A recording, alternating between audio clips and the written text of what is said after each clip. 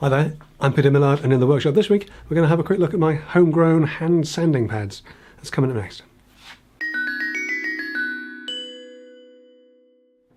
Ooh.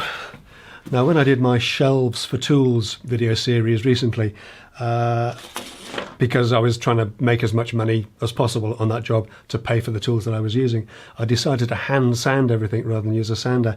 And I've never had so many questions about my little hand sanding pads before. I've actually covered the build of these on a previous video, way back in video number 28, with a whole bunch of other sanding tips, so it might be worth having a look at that.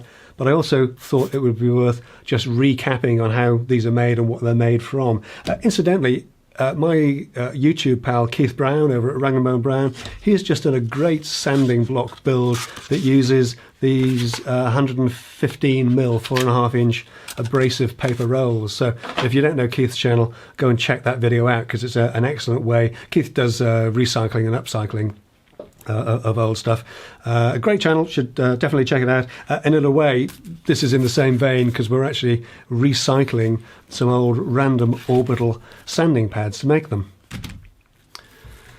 Now, the backing pads on most random orbital sanders work by Velcro or hook and loop, and after a while that'll give up its grip. It just won't hold the discs on firmly enough to use on a random orbital sander. But actually the pads are still grippy enough to use for hand sanding, and all we do, you put a cabinet knob on the back, simply screwed through the base. Now, you can either use an off-the-shelf cabinet knob like this. I find a 50mm or 2-inch knob fits the hand really well, or like this one, you can make one yourself. Can you tell? With a pilot hole drilled through the centre of the knob,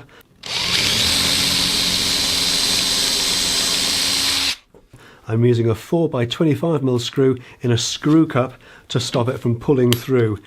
Just driven straight through the centre of the fixing hole and into the knob as normal.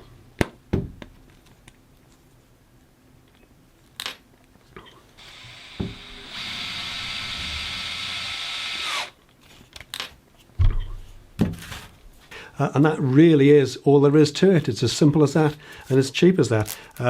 Obviously, the beauty of this is that you're using the sanding discs that you already have, so you're not doing anything new. And of course, you can also recycle sanding discs that have come to the end of their useful life on a random orbital sander. They can still be used for hand sanding quite well, albeit a sort of a grit higher. But that's all there is to it. Thanks so much for watching. If you want a few more sanding tips, then don't forget to check out my video number 28, sanding tips as well. And do take a look at Keith Brown's excellent build for the hand sanding pads that use those 115mm rolls too. But that's it for this week. Thanks so much for watching. I'll see you next time. Take care.